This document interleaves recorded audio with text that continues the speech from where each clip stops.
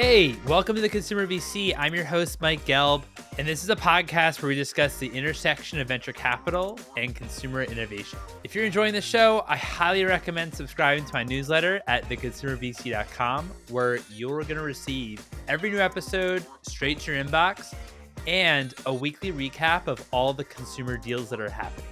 All content and episodes are for informational entertainment purposes only and is not investment advice. Before we get into today's episode, I want to tell you about A-Venture, a new platform that's about to launch that's making venture capital available to the masses.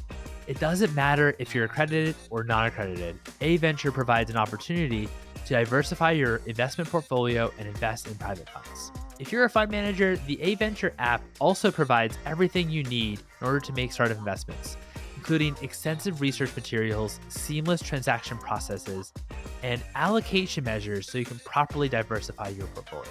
Now, typically, venture capital and startup investments are liquid, which is a major pain point for our industry. A-Venture is fixing this by offering periodic withdrawals for its investors. I and many others in this industry are so excited about this launch, they are preparing to list their first fund in the beginning of next year. So if you want to be the first to know, join their waitlist at aventure.vc.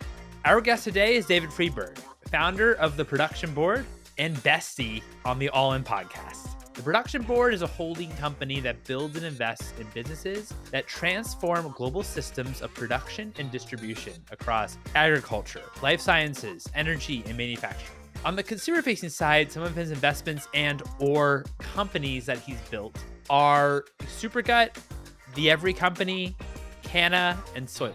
The All In podcast is one of the top podcasts in the world. I try to listen to every new episode, and I highly recommend it. In this conversation with David, I try to focus on the consumer side of the Production Board's business and how David thinks about brand building in the future. You'll also hear how he founded his previous company, the Climate Corporation, and the origin story of the Production Board, as well as his investment philosophy. And at the end, we talk a little bit about the All In podcast. Without further ado, here's David. Dave, thank you for joining me today. How are you? Good. Thanks for having me. Oh, it's an absolute pleasure. So you were an astrophysicist major in college. You were an investment banker, software engineer at Google. What initially sparked your interest in agriculture technology and its effects on food insecurity?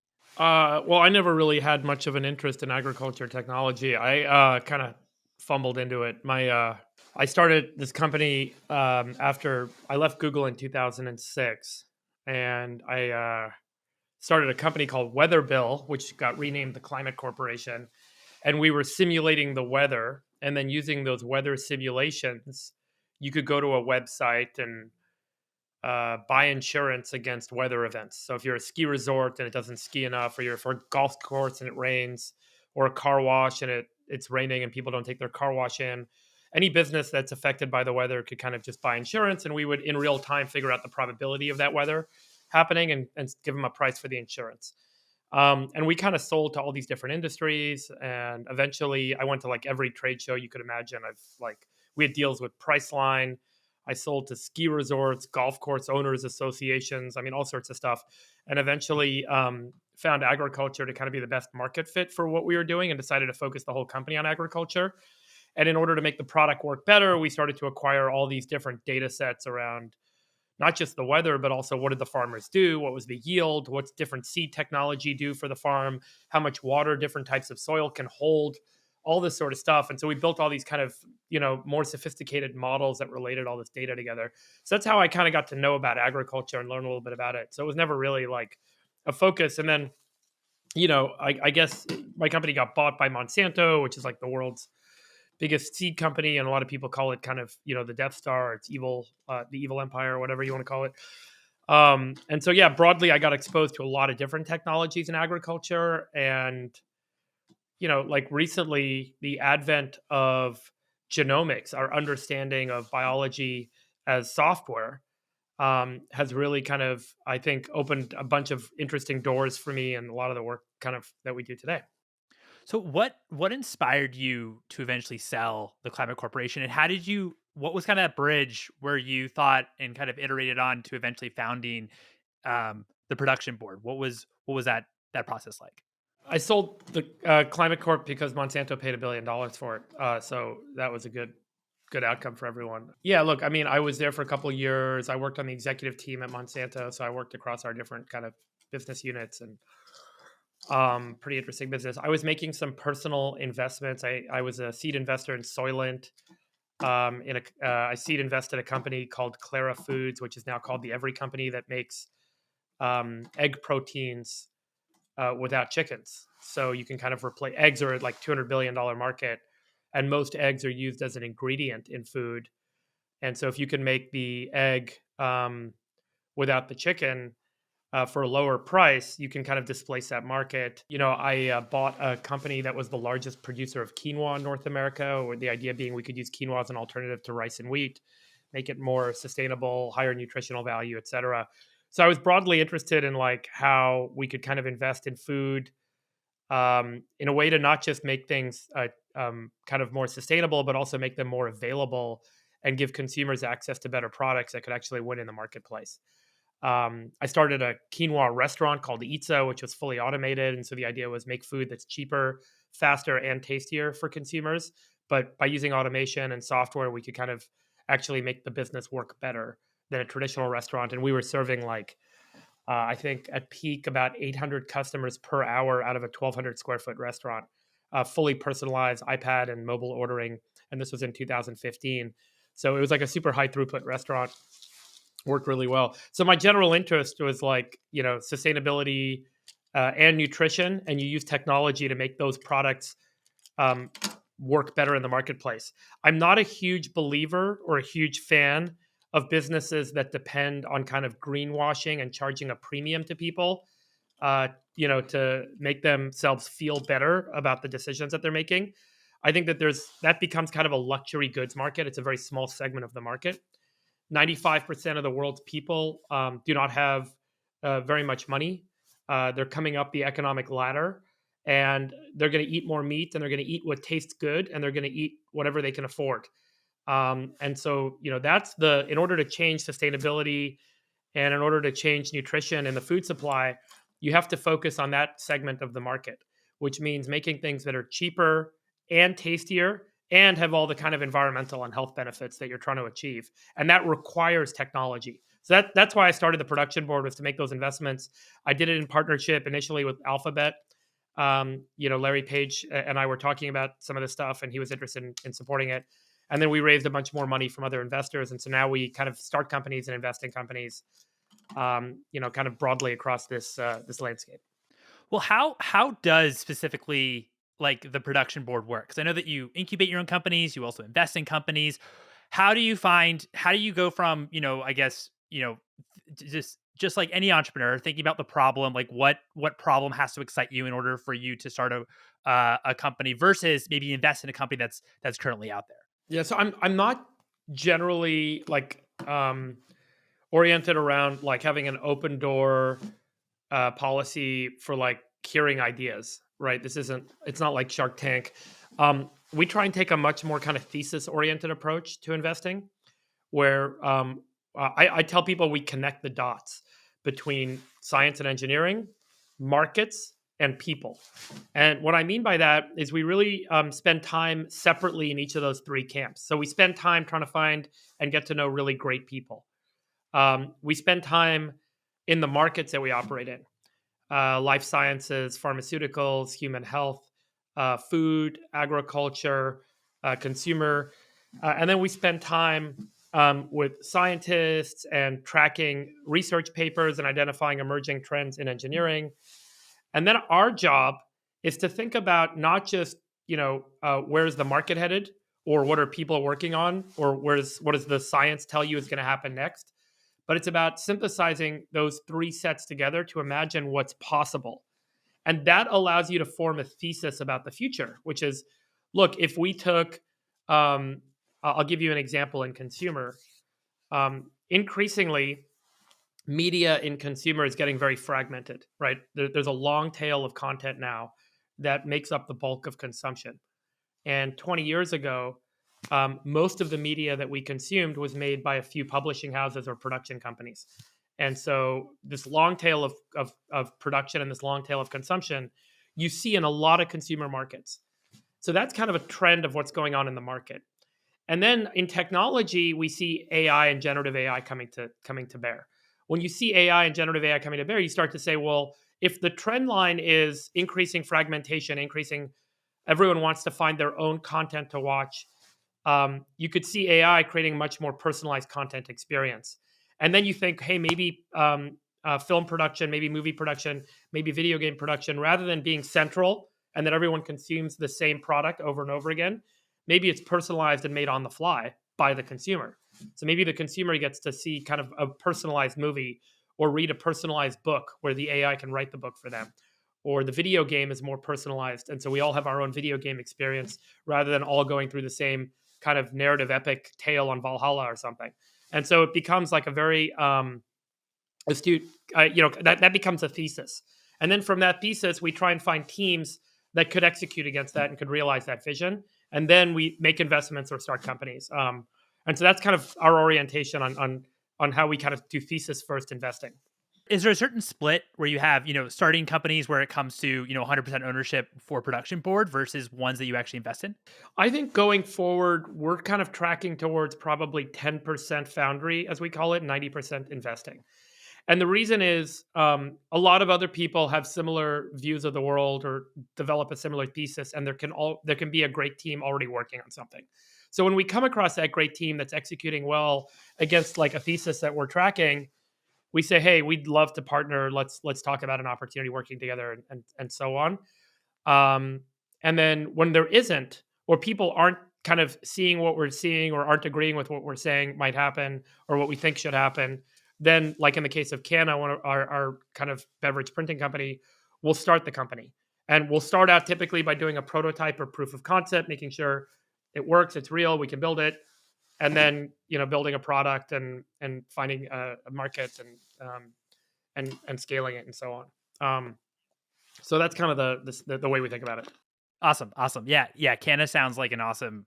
Really looking forward to those hitting the market with it kind of 3D printing. And also, I think with that trend of personalization when it comes to beverages in the consumer's hands, which I think is really cool that you're working on. I know that as you mentioned that you obviously you are looking at great teams. You're investing the majority of the time as moving forward in great teams. What makes a great team to you? I know that you mentioned before on previous podcasts that entrepreneur has to have bias to action, grit, and narrative. But how do you, when you're having conversations with entrepreneurs, how do you kind of identify those traits that this team or this one entrepreneur has kind of those traits? Yeah, I mean, for me, that's how I index the entrepreneur. Is like I'd want, like, certainly there's the basics of are they smart? Does this business have huge market potential? Can it become really big? And then really, where are you at on the value creation chain? Which is, number one, can you build a product? Number two, do people want your product? Number three, can you make a positive gross profit selling your product? And number four, do you have a good return when you invest capital to sell your product? Meaning you market money, you spend money on marketing. Do you get a positive return on that? Is your LTV to CAC good? And number five is, as your business gets bigger, does your LTV to CAC get better or worse? If it's getting better, then you've got a great business. If it's getting worse, then you've got a business that's going to hit an asymptote in value.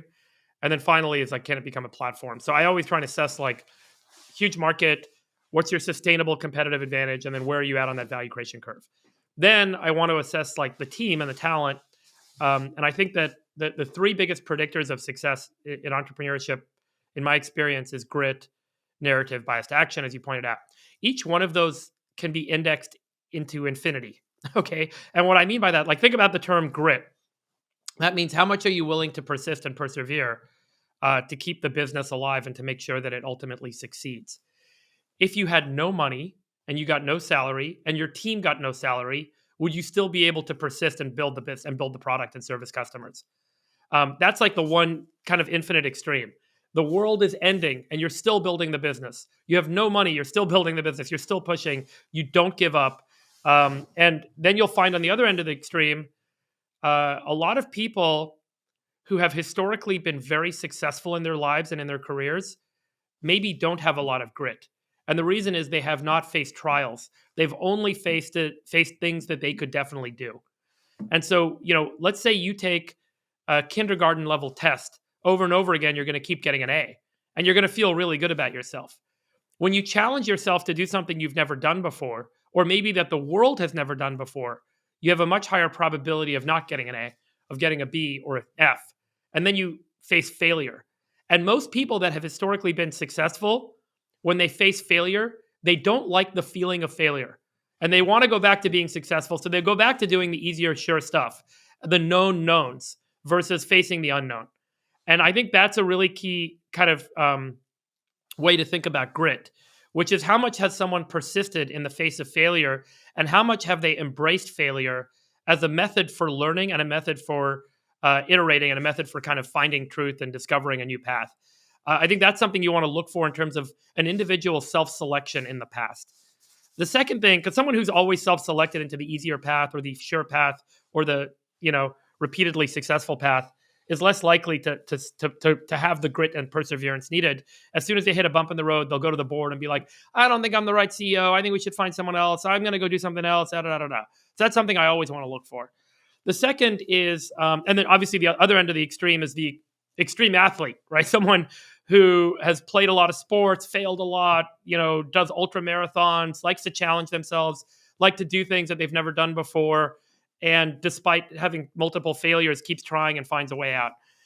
Okay, so the second one on kind of bias to action, I always tell people the extreme infinity on bias to action is the movie Groundhog Day. Like Bill Murray lives a million days to figure out the perfect way to live that day, and then he ends up with Andy McDowell at the end just by being a good guy.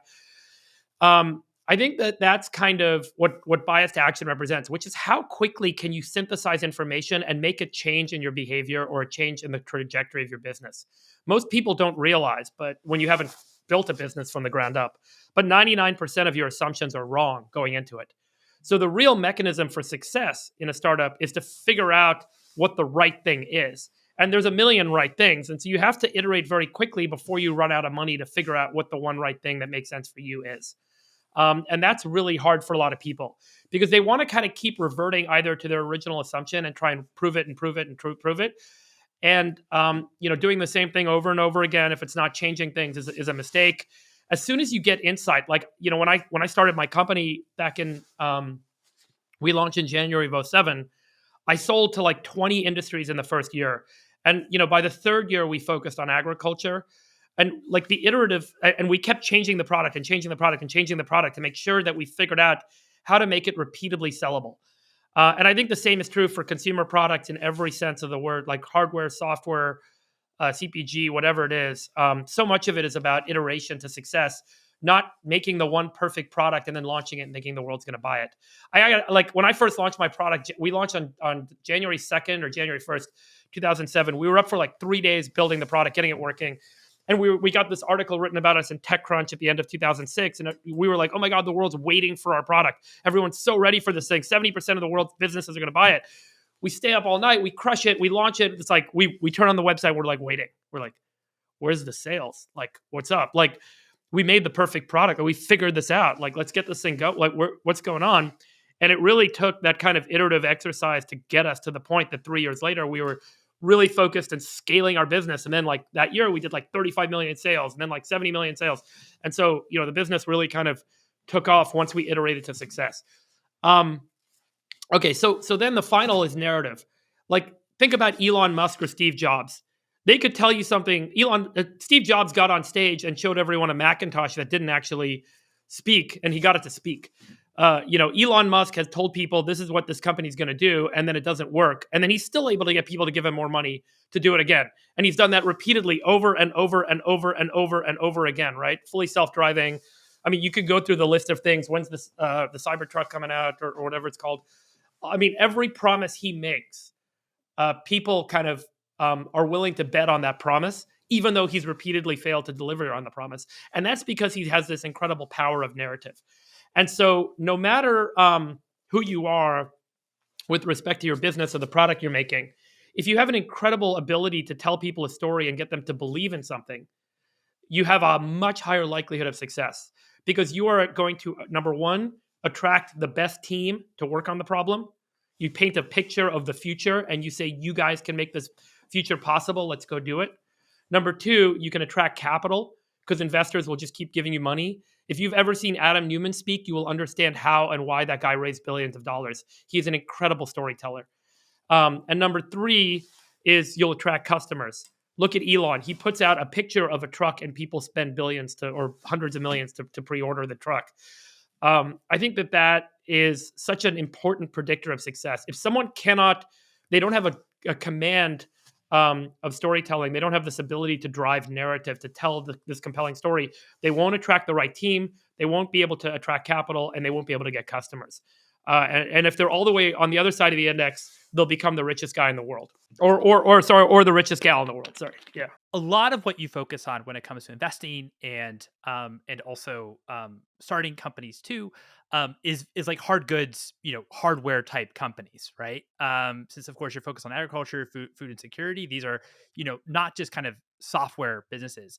How do you think about capital supply that are going towards these areas? Because when you think about venture capital, you think about investors that only invest in software or very, very heavily focus on software. Do you think that there's going to be a change coming into how VC is looking at hardware products, or do you think that there already is a decent, pretty robust supply of capital that's already pulling it into these areas? It's a little bit of a misnomer in Silicon Valley media to think that the only place to invest is software. There are many semiconductor companies, there are many biotech companies, there are a number of kind of consumer hardware. There's also a number of kind of enterprise hardware, lab automation. I mean, there's just so many different categories of investing that go on that don't get a lot of public media attention and coverage. And most of the kind of consumers of consumer media kind of miss a lot of that's going on. So there's a lot of innovation. I mean, most of Silicon Valley started out with semiconductors, right?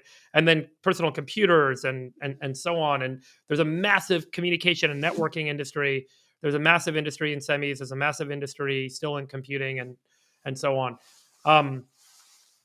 Scanners, sensors, etc. So let's not kind of dismiss a lot of that stuff.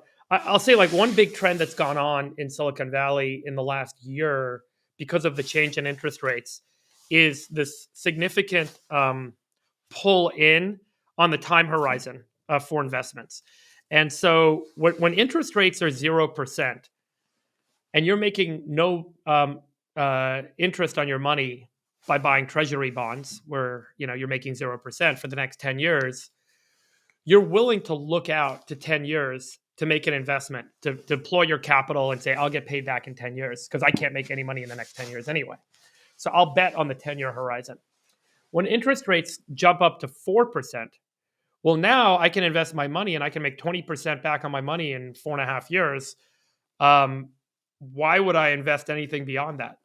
And so a lot of investors, their time horizon and their ability to deploy capital has now shifted completely from this kind of longer range, 10 to 15 year outlook and being willing to bet on a big idea or something that has a lot of capital and a lot of investing needed for the next 10 to 15 years. And now everyone's trying to figure out who can get profitable fastest. And that's what they're investing in. And so this big shift has happened in Silicon Valley away from longer range time horizon investing to shorter range. When that happens, the companies that are more capital intensive, like hardware companies or biotech companies or deep tech companies or R&D companies, suddenly they don't have a lot of funding coming their way because the stuff that you can kind of make money on much faster starts to get capital because you have several capital deployment cycles for hardware, for deep tech, for biotech. And 40% of biotechs are trading below cash now because historically you kind of bet on a biotech company. And then if they hit their mark, they go and raise more money. And then they hit that mark, they raise more money, and then eventually they get their product out the door. Same is true of hardware, same is true of deep tech, all these kind of industries. And so that's really shifted in the last year. And it really hurts a lot of these industries. And the industries and the companies it hurts the most are companies that raised a Series B or Series C or D, and they needed one or two more rounds of big chunks of capital before they could kind of get profitable and get their product out the door. And now all these investors, and they got this crazy valuation of, say, $2 billion. And now the company is being valued at less than the cash they've raised to date. which is the case for many. I think I did a study on this. I put it out. I think 2/3 of the companies that went public since COVID are trading at less than the cash they raised to date as public companies now. And so there's this big shift back. Um, and so that's going to cause a real like shakeout in the industry in the next 18 months. Because a lot of these companies are going to kind of be left on the left to dry, or they're going to get recapped or sold for a loss or what have you. So yeah, that's the big change that's happening right now. It's unfortunate, but look, the right big technology bets that'll pay off over time. It'll cause a filtering mechanism. Maybe out of every 100 that used to get funded, only 6 get funded now. So there'll still be a few, but it'll be the best.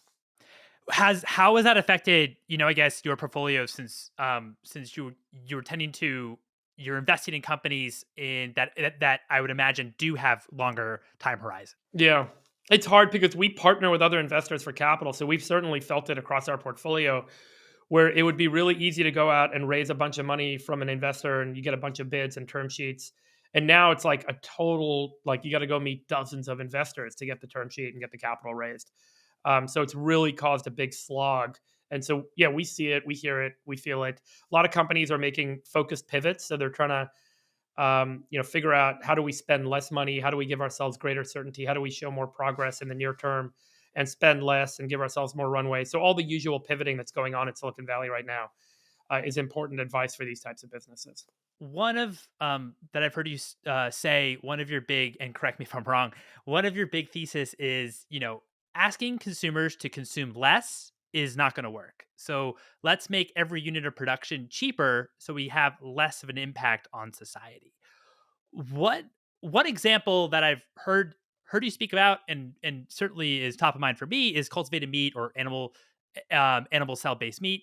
Um, how do you think? But the idea for a consumer to kind of eating maybe tech meat, it's not exactly appetizing. Like, how do you think about changing the actual consumer behavior to actually eating cultivated meat and less reliant on your traditional animal meat products? Yeah. So it's like the point I made earlier. If something costs more and consumers are spending more to feel good about themselves because they're doing good for the planet, then it's more of a luxury goods product. Like, what's the difference between a Louis Vuitton purse and, another kind of basic leather purse that you would buy at the store? One says Louis Vuitton, you pay $600 or $800 for it. The other one's $80, but you feel good about yourself for buying a Louis Vuitton. There's a brand value associated with that. And brand ultimately translates into an emotion for the consumer. That's what a brand is. It's an emotion and it's a sense of identity. And so I, as a consumer, define my identity by the feeling of I made it. I got this Louis Vuitton purse. I can hold and display this Louis Vuitton purse. So that's a luxury product that I pay a premium for that experience, for that brand value, for that emotion. Unfortunately, I think a lot of what we've seen generally in sustainability, particularly in the last couple of years in food, which is kind of there's kind of 3 categories. One is plant-based proteins. The other one is sorry, I should step back. In food, we saw it start with the organic food movement. And I'll tell you, like organic food as a label, and let me give you an example. There's a product that there's literally no GMO version of an input of oats. There's no GMO oats. So Quaker, so an oatmeal company puts out a box and they say, "Here's our oatmeal." They put another box next to it and they say non-GMO oatmeal and they charge an extra $1 for it. There's no difference between the two products. The consumer pays the $1 to feel good about the non-GMO label. And there's a lot of organic food categories that have kind of an equivalence. In fact, there are some organic food categories that produce food where the non-organic version doesn't use necessarily synthetic chemicals that are bad. The organic version is lower yield, more water use, less food per acre is being produced, et cetera, et cetera. So it's not necessarily better for the planet. It's not more sustainable, but consumers feel good because they're buying organic. I'm not saying that's universally true. I don't want to get in a debate and fight with people over organics that are listening to this. I think there's certainly merits to all this stuff. But generally speaking, the big food companies like General Mills and Kraft and so on, they bought a lot of organic food brands because they could make a higher gross margin selling that product to consumers because it's a luxury good. Consumers will pay twice as much for that label to feel good about their health and the planet and so on. And the same happened in the last couple of years with plant protein and then meat that's made through precision fermentation, which means instead of using the animal to make the protein, you put the DNA that codes for that protein in a yeast cell, and you put the yeast in a fermenter with sugar water, just like you would make wine. The yeast ferments sugar water into alcohol. In this case, the yeast ferments sugar water into protein. And so the yeast makes, so you take the water, you take the tank, you get the protein out of the tank, and now you've basically made milk, or you've made eggs, or you've made some other protein. And then the third category is cellular meat, where we're actually growing entire animal cells, sticking them together and recreating steak or chicken or whatever. All three of those categories have proven to be more expensive because we haven't yet got all the technology and engineering put together in the right way than the traditional product. And so they look great for a while, and unfortunately, they've very much played out as fads, where consumers buy the stuff to feel good for a while and ultimately revert to just buying the thing that tastes better and is cheaper. The vast majority of the market. And so in order to really move the market and to get to this point of true sustainability or better, lower carbon footprint, lower water use, lower land use, which is really the goal of cellular meat and precision fermentation, because animal agriculture is just so inefficient and it is so bad for the planet that we really do need to kind of see these things happen from a sustainability perspective. But we need to get the engineering right so that it is not just eggs that are more expensive and you feel good buying them, but it's eggs that are as good as eggs, chemically identical to eggs, and cheaper. And we have to make steak that is as good as steak. It's actually the same cells as steak. Everything is chemically identical, and it's cheaper. So we have to make all this stuff cheaper for it to really win the market. 95% of the world's population is going to live in Africa and South Asia by the end of this century. Those people are coming up the economic ladder, moving from $3,000 of income per year to $30,000 of income per year. They're going to want to eat more meat. They're going to want to buy the cheapest meat they can get. That's the market that we have to serve if we want to fix the sustainability problems in food and agriculture. And so it requires engineering and technology. And in the near term, a lot of this stuff is just a luxury goods category that's going to be a fad. Well, how then do you think about maybe luxury products that right now are luxury, but when you meet the entrepreneurs, they say, okay, well, at scale, it's not going to be luxury. It's going to be we're able to get our costs down. How do you analyze what scale kind of means to you? Yeah. So when you do this, you run what's called a techno-economic analysis, or a TEA, when you're building these sorts of businesses. And in the TEA, it shows how the volume of production can drive a lower price per unit of production. And in that, there's a whole bunch of assumptions, and these models get very complicated and very deep. And then you have to pick apart the assumptions that are being made. Some of those assumptions might be that, hey, once we're bigger, we can use cheaper food stock or feedstock. Once we're bigger, the efficiency of our cells in our system will get more efficient. We'll move from 70% storage capacity to 90% storage capacity. We'll move from 50% recovery rates to 100% recovery rates. And what makes this really hard as an investor is to go through and really get a sense for which one of those things are and which ones are not going to play out. And the big challenge is that typically all of these assumptions have to line up for this thing to ultimately work and for the model to actually work and for you to actually get the cost down. And so then you kind of test a bunch of the assumptions and you feel generally good about them. And even if you're 80 or 90% good about 30 assumptions, there's still a high probability that one of them doesn't work out once you start scaling up. And then you got to do a whole nother investment cycle to fix it. And so it's not insurmountable. This is just an expensive long-term engineering exercise for any scale-up problem and any kind of complex engineering problem like this in kind of producing stuff in production. So that ends up kind of being the big driver here for how do you get there. And then what happens is investors are like, well, one of these assumptions didn't work out. I lost a lot of money. I'm not going to invest in this space anymore. And then the next investor has that same experience. So the big concern many people are having is like, if there's enough burnout, does the capital kind of go away? When from a first principles point of view, which means if you just look at the physics of the stuff, you should be able to do all this. We are going to replace animals with, a cellular meat and with precision fermentation. It's inevitable that that's going to happen. It's just a question of when and who's going to put the money in and which company is going to be the winner. And is any of this current generation of companies going to be winners? Are they all going to be losers? And then we got to invest in the next generation of companies because then they're going to figure out all the things that these assumptions that we didn't realize were going to be wrong got wrong. We got to go fix that and engineer a different solution. So, it's hard to say. It's very cloudy right now on how this is all going to play out, but it will get there. What then are the opportunities in your mind today when it comes to addressing the global food insecurity? Right now there's call it the UN estimates that about 1 billion people are food insecure, which means that they're living for over a year on less than 1,200 calories a day.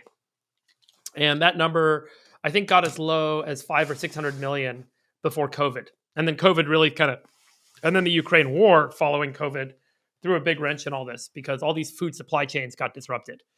And, so if you think about it, many countries are either net importers or net exporters of food. You're either making food and selling it to the rest of the world like the US does. So we have enough to feed ourselves and we can sell food to other countries and make a business out of it. Or you're an importer like Tunisia or Egypt. They don't make enough food to feed their population. They have to buy food. And so what's the right solution? Well, one of the ways to kind of solve this is how do you build redundancy into supply chains where people can have local production, where they can have systems that can make food more locally for them to replace them having to import food. Because there's enough calories around the world. There's enough land. There's enough yield per acre. But we do have to make 50% more calories on Earth by the year 2050. So right now we're kind of in a generally good space in terms of total food production, but we got to ramp up production over the next 30 years. And we have to figure out how certain places don't end up getting it all while other places are left without any food, and starvation and malnourishment start to occur.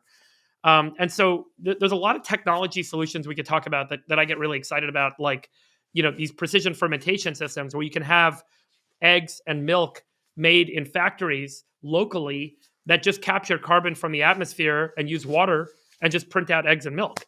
There's other systems that were demonstrated about 2 years ago where you could actually take the proteins that you find in plants. There's about 9 of them. These are called enzymes, or 7 of them, these enzymes that are found in plants. And you put them together in a bunch of tanks, and then they can take carbon out of the atmosphere and they can actually make starch. And starch is 60% of human calories. And you can use that starch to make rice or wheat or potatoes or French fries. There's all sorts of stuff you can make out of that starch. And all you need is a tank that can pump carbon from the atmosphere into it. And then it needs hydrogen gas as a fuel source. And it can run and just make starch all day long. And it's about 10 times more efficient than growing corn. So there's a lot of these really cool technologies that allow us to build what I would say is a distributed or decentralized supply chain, where you move production from one factory or one animal farm in the middle that makes everything for everyone. And you have lots of smaller facilities that can be much more bespoke, further kind of on the edge of the network of the supply chain to make stuff for people more locally. So that's the kind of stuff that I think is going to happen over the next few decades. Wanted to talk about how you think about, the future of brands. There's a lot of kind of stuff happening in, especially with kind of these creator-led brands like Mr. Beast and Logan Paul, and they've been kind of pretty successful at the great. How do you think, when you think about your brands themselves, and the brands that you're part of on the consumer facing, how do you think about partnering with creators and developing the brands that you want to see? Yeah, so look, I mean, I have this point of view that I think most of advertising and marketing as we know it today is going to die. And I think you can see this in a couple of ways. There's a couple of kind of vectors that send this, and I think the brands of the future, the CPG brands of the future, are content-driven brands or content-led brands. So, go back 60, 70 years ago, Coca-Cola and Pepsi are these kind of nameless, faceless brands, right? There's no individual associated with them, right? And they do a bunch of ads and marketing and create emotional kind of responses in you, the consumer. You have that emotion, you buy their product when you see their product, and it tastes good and so on and so forth. Today, and so one vector is the vector of personalization and fragmentation, which we talked about. Everyone wants to have things their way. They want to have their own personal version. So I think the top 700 microbrews in the US now outsell Budweiser and Miller.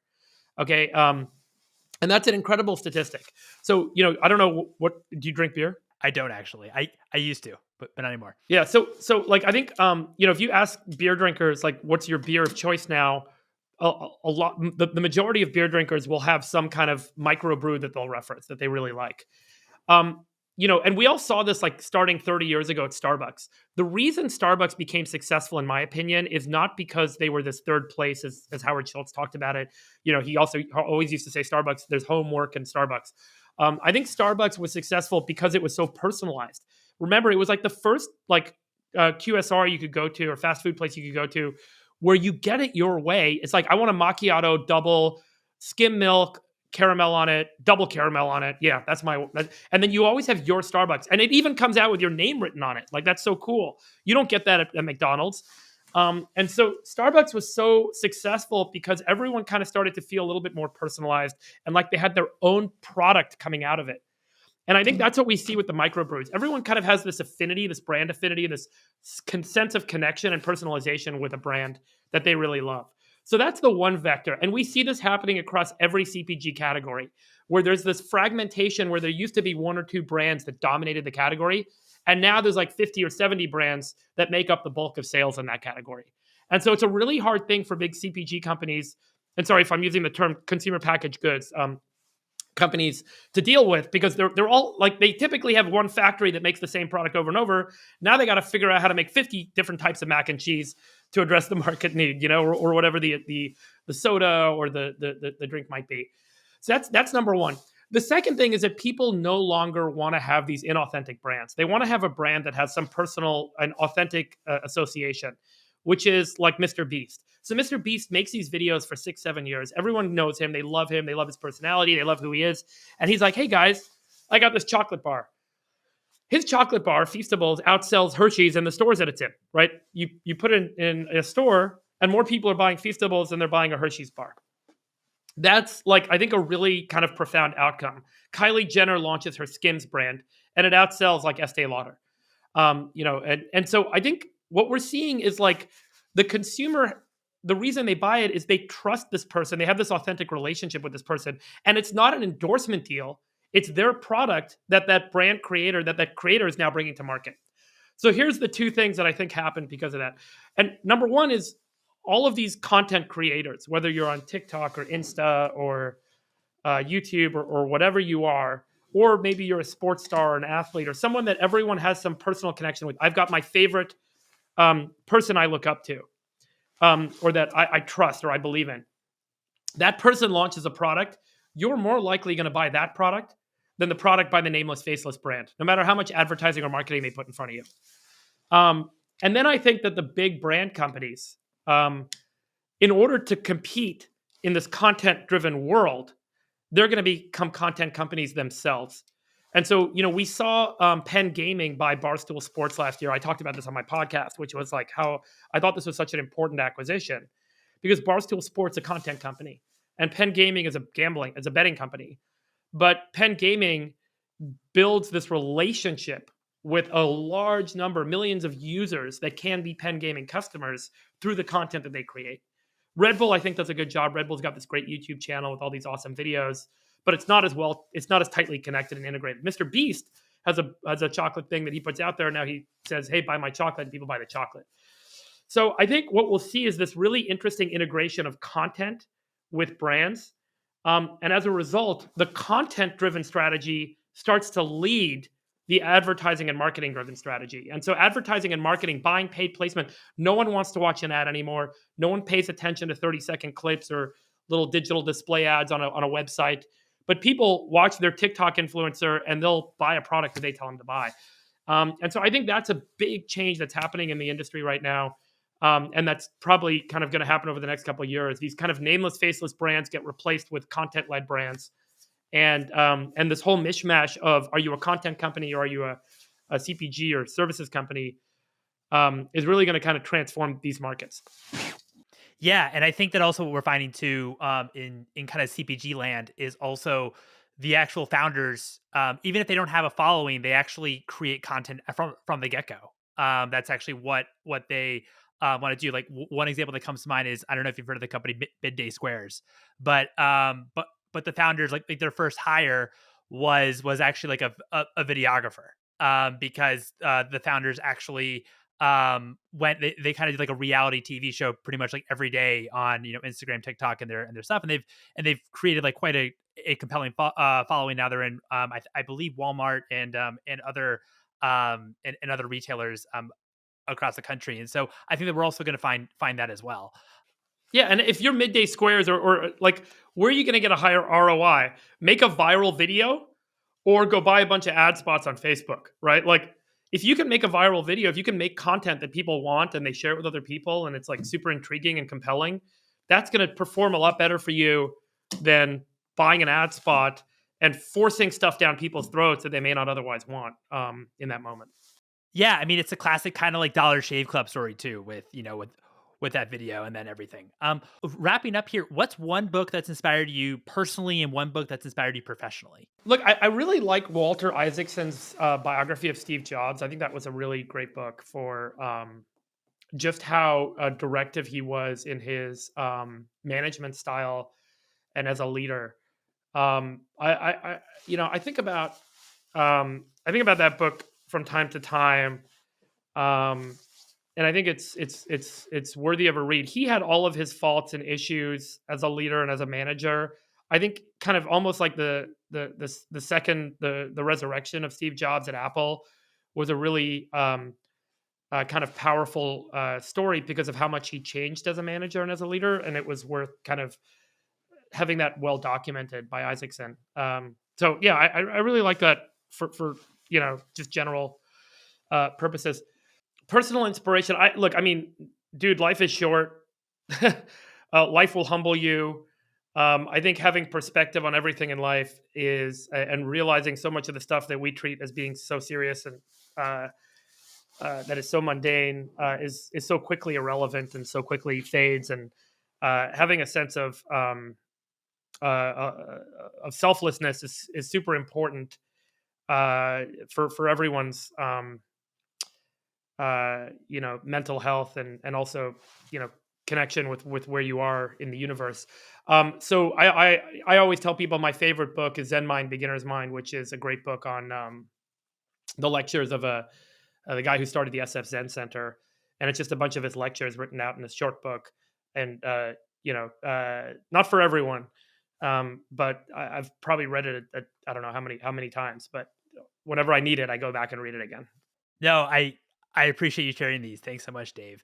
My final question for you is, what's one thing that you would change about the All In Pod? It's a tough one. Probably less politics and politicking. I just going back to the Zen Mind, Beginner's Mind book. This is a good time to talk about this. The human mind has such a tendency towards what's called dualism, inside and outside, left and right, up and down, you and me, us and them. And we find, and if as you start good and evil, good and bad, as you start to kind of allow your brain to create that duality in everything in your life, you really start to limit your potential and not see the bigger picture of things. And I think so much of politics and politicking and who did what and who said what misses the broader point, which is where are we all as a group headed, and where do we all as a group want to go? That's the more important set of questions we should be having and asking and tackling and talking with each other about, rather than which side is right and which side is wrong and who did what that I disagree with. And so I think that's one thing I generally wish everyone would kind of change their point of view a little bit on and spend a little more time kind of zooming out and having a bit of a wider point of view on things and not allowing themselves to get drawn into the trap of dualism. I like that, and kind of not that everything is kind of so black and white, or they're actually kind of absolutes on either side. So I like that. I like that a lot. Dave, thank you so much for your time. This has been a lot of fun. Thank you. There you have it. It was such a pleasure chatting with David. I hope you all really enjoyed this one. I had a blast, honestly, chatting with him. Highly recommend following him on Twitter if you want to hear more of his views and thoughts at Friedberg. And also, if you want to hear more of his takes, just subscribe to the All In Podcast. It's a really great show. Thanks again for listening. And again, if you do love listening and you do love the show, highly recommend as well subscribing to the newsletter At theconsumervc.com, you'll receive every new episode when it's launched directly to your inbox, as well as a weekly recap of all the consumer deals that are happening. Until next time, thanks.